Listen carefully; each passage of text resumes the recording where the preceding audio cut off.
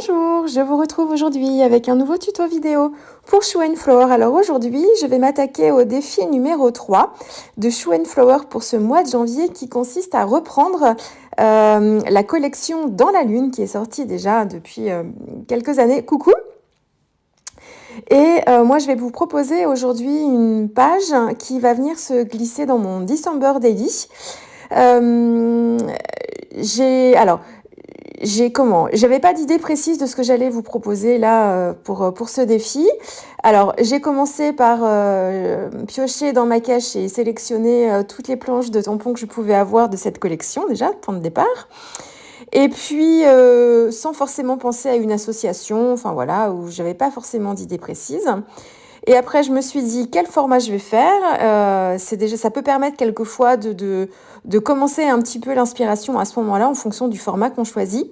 Donc là, c'est là que je me suis dit que j'allais, vu que j'avance pas beaucoup dans mon December Daily, je me suis dit, allez, je vais faire une page qui viendra se mettre dans le December. Et puis, donc, on va rester dans un esprit un petit peu Noël, un petit peu hiver aussi, et aussi un peu festif, vous allez voir, dans les produits que je vais utiliser.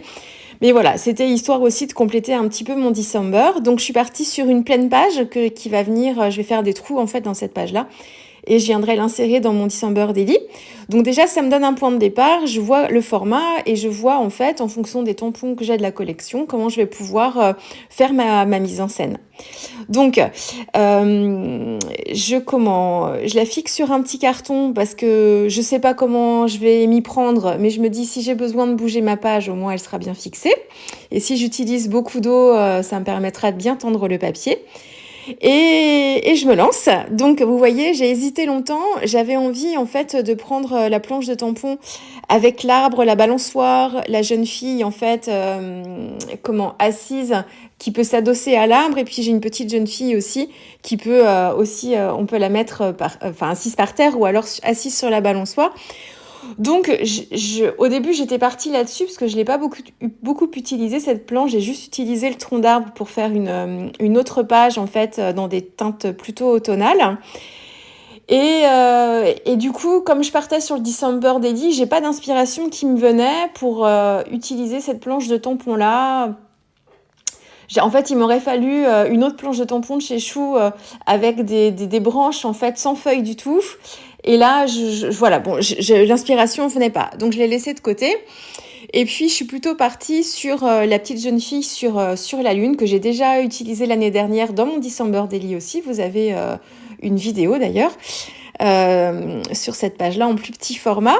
Donc, je suis partie là-dessus. Donc, je l'ai positionnée sur ma page. Et puis, en fonction de sa taille, je me suis dit, bon, ok, mais c'est un peu petit par rapport à la taille de ma page. Donc, j'ai regardé ce que je pouvais prendre pour compléter en fait ma scène. Donc là, c'est tout ce que je vous dis là, c'est pour vous expliquer un petit peu comment l'inspiration vient et comment elle peut venir au fur et à mesure. Souvent, quand je démarre, en fait, j'ai une idée précise. Soit j'ai une idée précise de ma mise en scène tout de suite. Je vois tout de suite ce que je veux faire. Ou alors, j'ai une idée de l'ambiance que je veux donner, mais pas forcément d'idée précise de comment je vais assembler les tampons. Et puis là, quelquefois, comme là sur cette réa-là, j'ai pas d'idée du tout de ce que je veux faire. Et c'est vraiment au fur et à mesure que ça vient, en fait.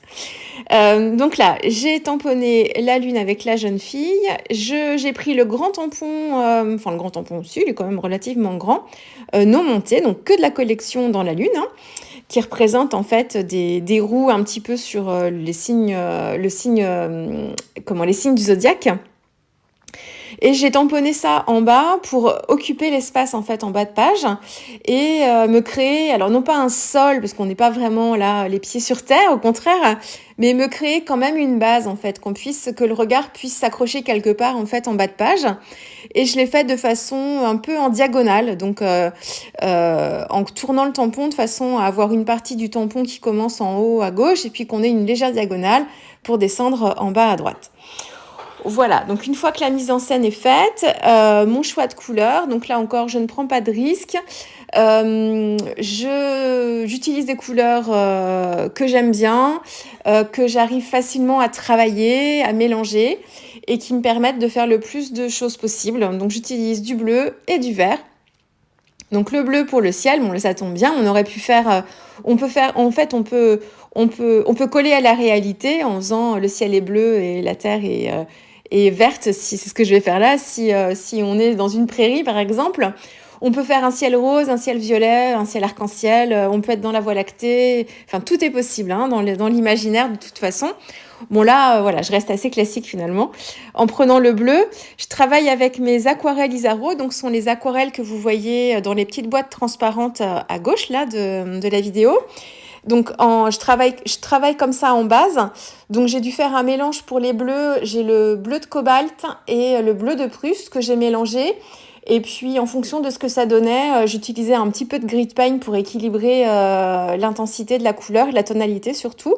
Je commence par une couche comme ça dans de l'humide, donc j'humidifie bien mon papier et je mets une première couche comme ça pour voir un petit peu ce que ça donne. Un lavis plutôt léger qui me permet de, si je vois que la couleur n'est pas adaptée, je peux revenir par-dessus et remodifier un petit peu. C'est plus facile, vous savez bien, hein, avec l'aquarelle, on commence par le clair et on monte en intensité comme ça au fur et à mesure. Si on met du foncé tout de suite, on ne peut pas trop rattraper après, si ce n'est en refonçant par-dessus, mais on ne peut pas rééclaircir. Donc voilà pour la base. Donc pour les bleus, voilà, bleu de Prusse et bleu de cobalt. Et puis pour le vert en bas, j'ai utilisé en couleur de base le vert Nordman, toujours de couleur Isaro, que vous retrouvez, je vous le redis, hein, vous les trouvez les aquarelles Isaro chez Show & Flower maintenant dans leur boutique en ligne. Et donc voilà, donc ça c'est la base. Et puis ensuite, je reviens travailler avec mes aquarelles Sparks pour apporter en fait de la paillette et beaucoup de bling bling. Donc, je complète comme ça ma scène en faisant plusieurs couches. Je vais vous en reparler un petit peu après. Pour travailler la chevelure, c'est par ça que j'ai commencé. C'est pas forcément une obligation. Enfin, encore une fois, l'aquarelle, on fait comme on veut, comme on est inspiré. Moi, je voulais faire au départ une chevelure plutôt vaporeuse et qui, en fait, se fonde ensuite avec la couleur du ciel. Donc, c'était comme ça, en fait, que j'ai commencé à la travailler. Donc pour avoir le côté, ça s'est transformé, vous voyez là, parce que du coup c'était trop clair et je suis venue intensifier. Mais en fait l'idée c'était de faire quelque chose de vaporeux et pour avoir ce côté vaporeux, j'utilisais un essuie-tout pour venir éponger en fait les contours en fait de la chevelure pour me permettre d'avoir une transition beaucoup plus douce, de pas avoir juste les traits du pinceau. Ça permet en fait, alors on triche pas en faisant ça, c'est une petite technique qui est du coup facile. On peut flouter aussi avec son pinceau, bien sûr, hein, mais avec la petite technique de l'essuie-tout, ça permet de d'éponger comme ça et de créer des transitions plus douces. Alors suivant le papier que vous utilisez et suivant la pression aussi que vous exercez avec l'essuie-tout sur le papier, vous pouvez faire trop de retrait dans ces cas-là et là on perd le côté vaporeux, ça vous fait des démarcations. Donc là, il faut revenir avec l'aquarelle, gérer un petit peu le pinceau. Mais voilà, là encore, c'est une technique qui permet de retirer comme ça de la couleur facilement. Mais attention, là encore, c'est pas miraculeux. Pour avoir l'effet que l'on souhaite, il faut vraiment ajuster et s'adapter. Donc j'ai commencé comme ça. Pour la chevelure, je voulais travailler qu'avec mes aquarelles Isaro et les aquarelles Sparks. Donc j'ai cherché à reproduire un petit peu l'orquinacridone de Sennelier que j'aime beaucoup. Ce que je voulais faire, je voulais lui faire une chevelure en fait dorée avec mes aquarelles sans ajouter de paillettes pour un premier mélange. Donc pour ça, j'ai utilisé le jaune de ma palette, c'est le jaune clair Isaro. J'ai ajouté un petit peu de rouge de Pyrrole, mais très légèrement, pour donner une tonalité un petit peu plus orangée, mais vraiment très très légère. J'ai fait ça en première couche très diluée et ensuite j'ai ajouté des paillettes avec les aquarelles Sparks, avec le petit godet que j'ai d'aquarelle pailletée pour me permettre en fait de travailler comme ça l'intensité. Et je suis venue faire plusieurs couches sur cette chevelure pour l'intensifier de plus en plus. Voilà. Pour le reste du dégradé, vous voyez que j'ai préservé ma lune. C'est pas nécessaire puisque je vais venir ensuite la retravailler en fait à part, la détourer et la recoller par-dessus.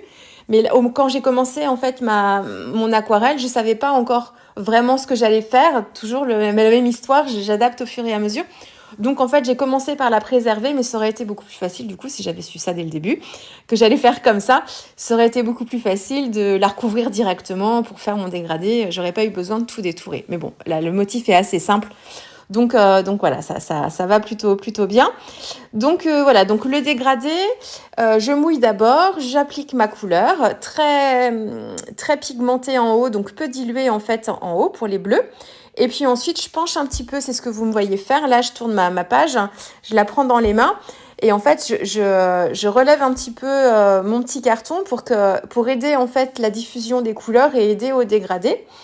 Et puis ensuite, quand je trouve que c'est suffisant, mon dégradé est suffisant, je retourne ma feuille et je fais la même chose mais avec mes verts pour avoir quelque chose de très intense en base et que le dégradé en fait se fasse bien sur la partie centrale. Donc là, je retourne ma page, je fais comme si voilà, je mettais ma page à l'envers et comme si je travaillais un ciel en dégradé vers le bas, sauf que là je suis avec les verts. Ça me permet de favoriser le dégradé et de créer une zone de transition en fait au milieu qui soit en fait un petit peu plus douce. Là, la zone de transition, elle va être plutôt facile, enfin sans risque, puisque je suis avec des verts et des bleus et qu'on est dans le cercle, dans la roue chromatique. Il faudra d'ailleurs que je vous la montre de temps en temps, la roue chromatique, parce que je vous en parle beaucoup, mais visuellement, ça peut peut-être vous aider certaines. Comme je suis en fait dans la même zone de la roue chromatique, donc je suis entre les bleus et les jaunes, et je vais passer par un bleu très intense, et puis au fur et à mesure qu'on rajoute du jaune, on va atterrir en fait dans les verts. Et on a comme ça un joli dégradé du bleu au jaune en passant par la couleur intermédiaire qui est le vert. Donc là, il n'y a pas de risque d'avoir une couleur un petit peu marronasse, puisque je suis vraiment dans la même gamme. Donc voilà, donc la transition, elle se fait plutôt bien, mais c'était pour créer en fait quelque chose de pas trop foncé au milieu en fait, pour gérer un petit peu plus le dégradé comme ça.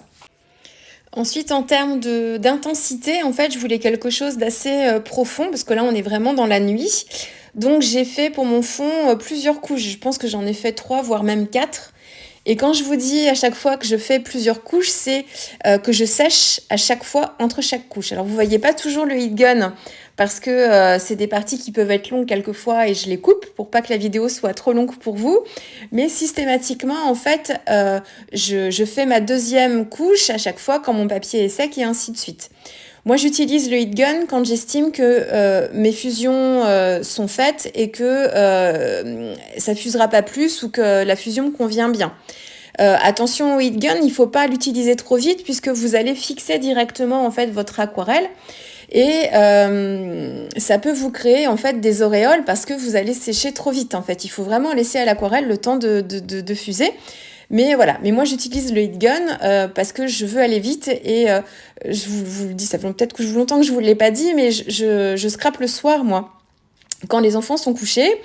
Voilà, j'aime faire en fait une réalisation d'une traite. J'ai beaucoup de mal à faire une réa en fait en plusieurs temps dans la journée ou sur plusieurs soirées. Alors quelquefois il y en a certaines qui sont longues, mais j'essaye de prévoir un projet en fait que je puisse terminer dans ma soirée. Donc autant vous dire que le heat gun est mon meilleur ami puisque je l'utilise vraiment très très fréquemment pour aller accélérer un petit peu.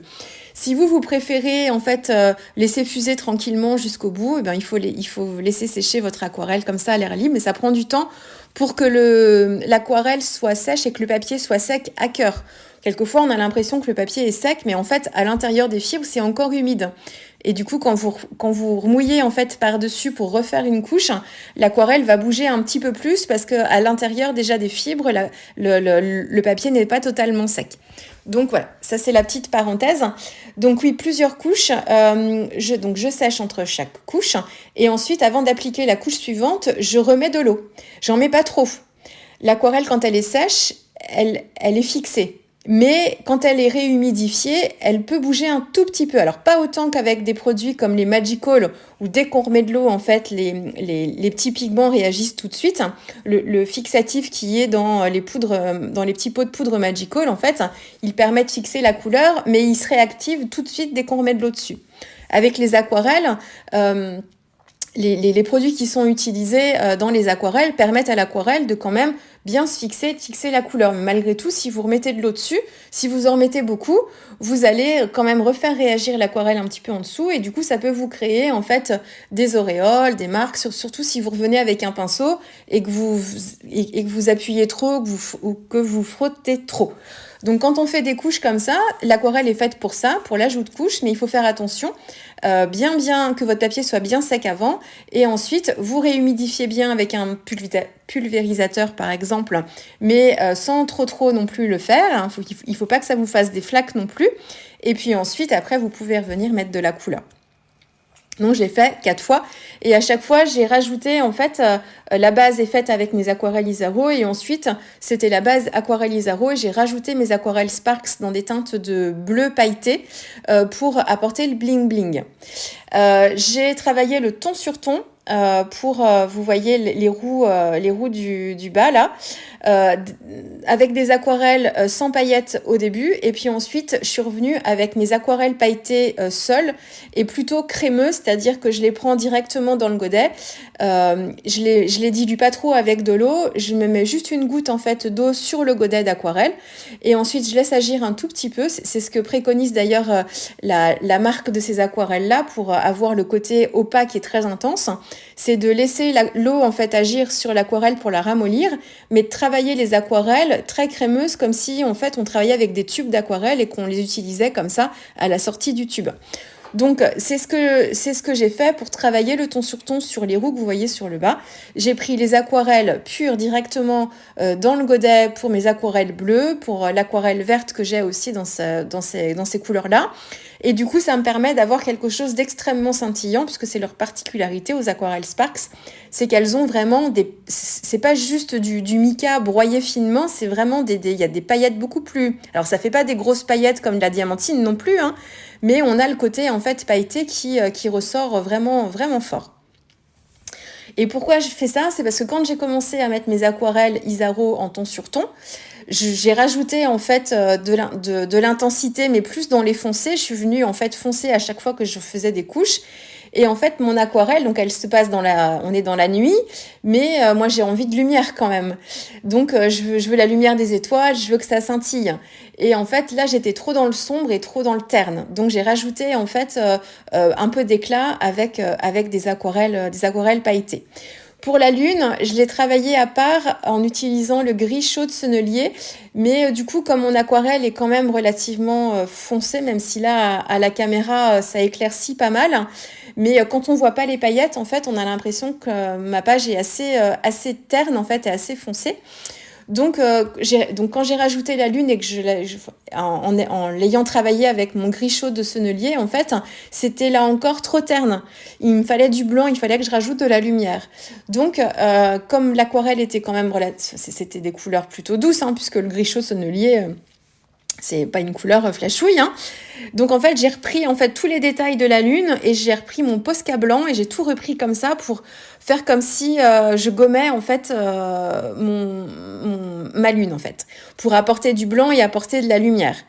J'ai travaillé les feuilles séparément, j'ai refait le tamponnage de la lune en travaillant les feuilles séparément et en les recollant une à une.